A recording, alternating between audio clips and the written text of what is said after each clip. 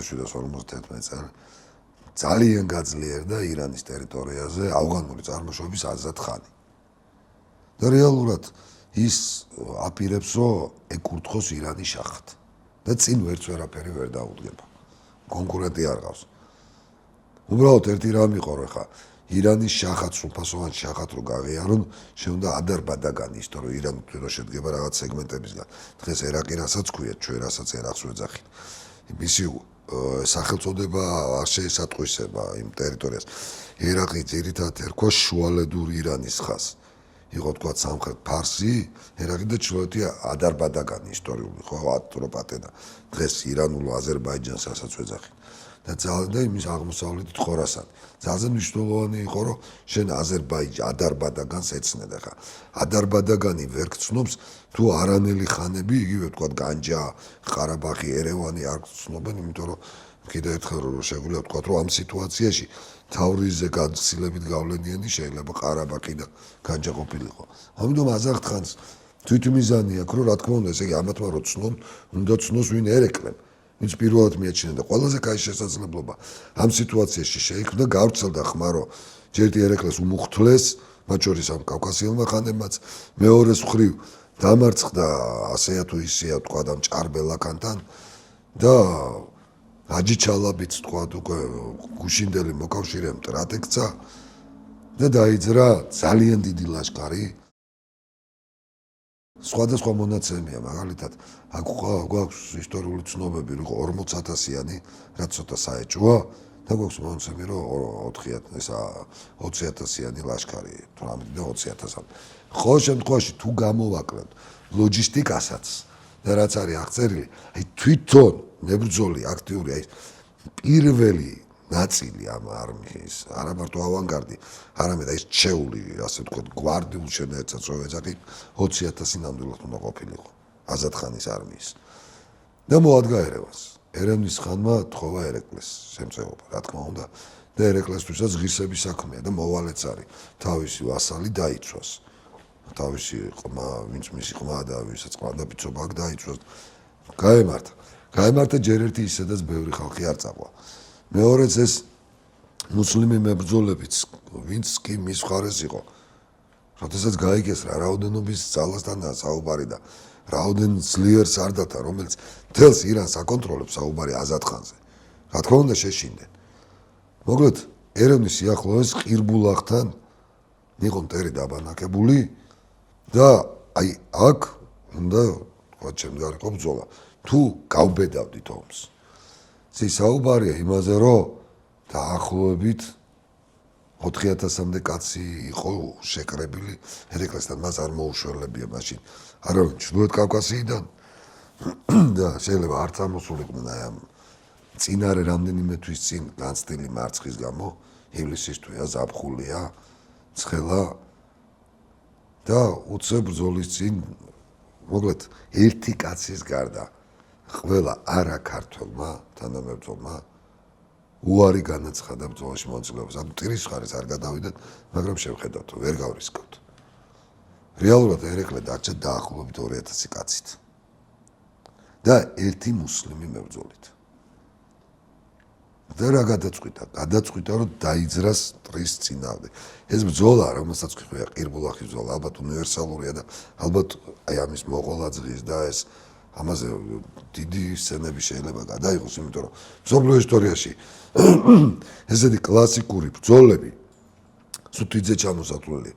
აი ქართულ სინამდვილეში ესეთი გვაქვს თქვა გენიალური დიდგორი თავისთავად ცხადია, ალბათ მარტყოფის, ხრესილი და ყირბულახის ბრძოლა.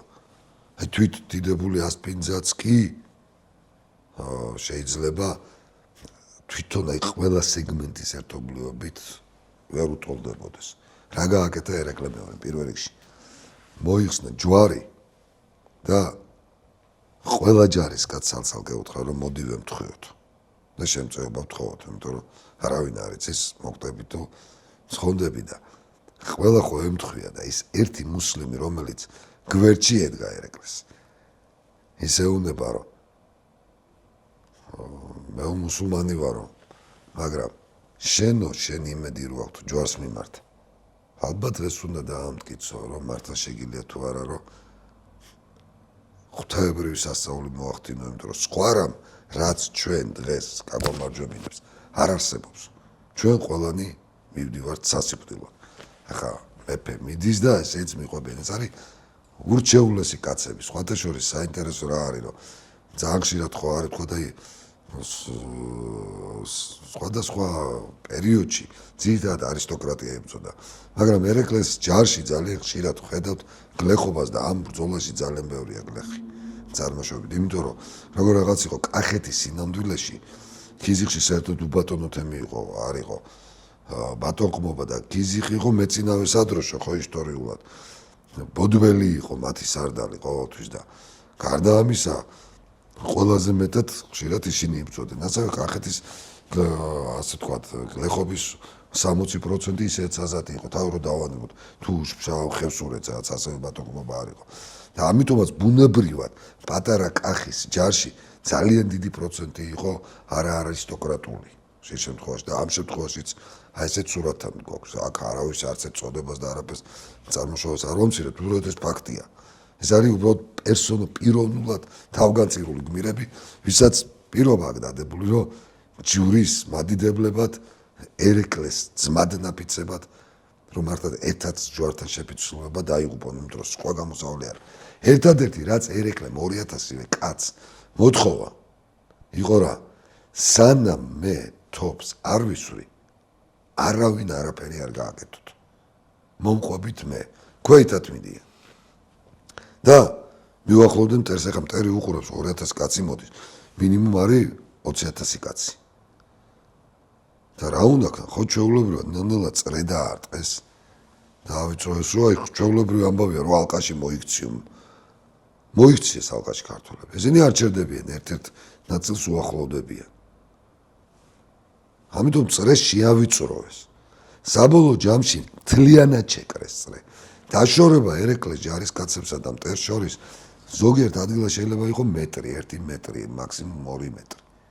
პირდაპირ მიუახლოვდნენ ერთმანეთს. მოჩა ტყვეთ ჩაიგდეს, ხალხი ისინი ესე ფიქრობენ.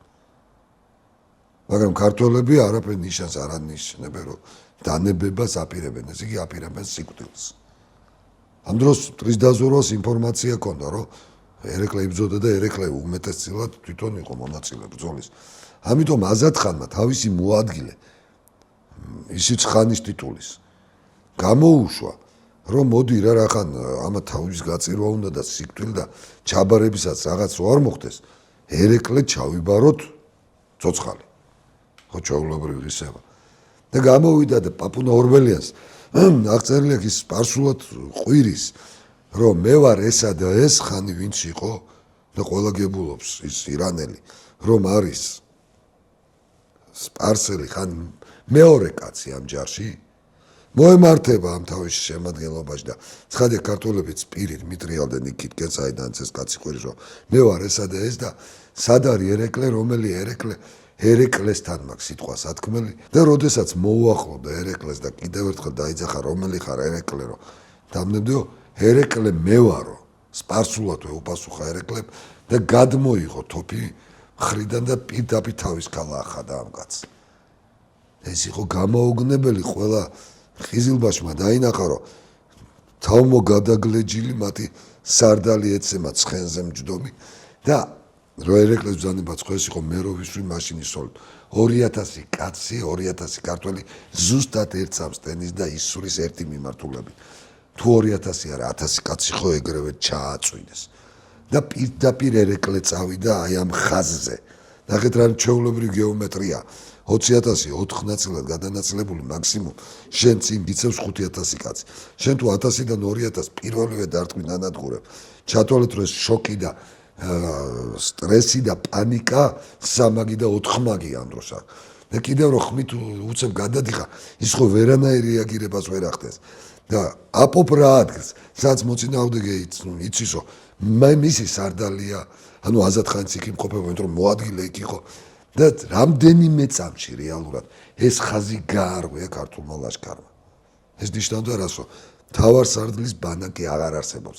აი ეს აღქმა დანარჩენ მტერში და მიუხედავად იმისა, რომ ამ გარღვევისას შემდეგ სულ მცირე 15,000-მდე ყიზილბაში ჯერ კიდე ცოცხალი იქნებოდა და ერეკლეს ახლა 2,000-ზე მეტად ხო ვერ გაეზდებოდა ჯარი, მაგრამ უკვე ეს 15,000 გარბოდა და ქართველები ხოცავდნენ.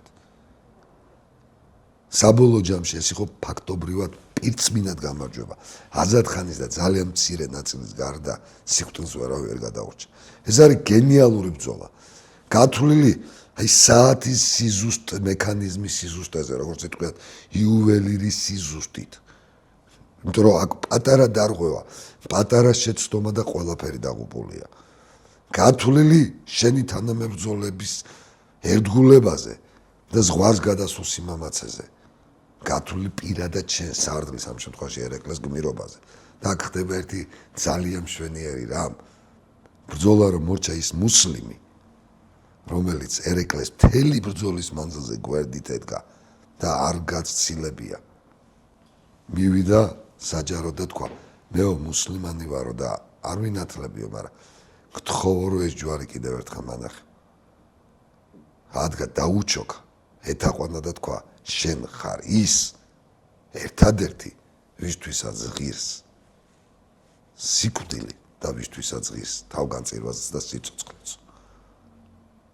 აი ესეთი დღე იყო ყირბულახის ბრძოლა. ეს არის ღვთაებრივი სასწაულის, სარდლის გენიისა და ქართველი ერის გმირობის შერწყმა და თან ისეთი, რომელშიც ყველა ქართული ფენის წარმომადგენელი იმყოფებოდა და იბრძოდა და ეს არის ბრძოლა, რომელთაც ყველა ქართველს შეუძლია იამაყოს.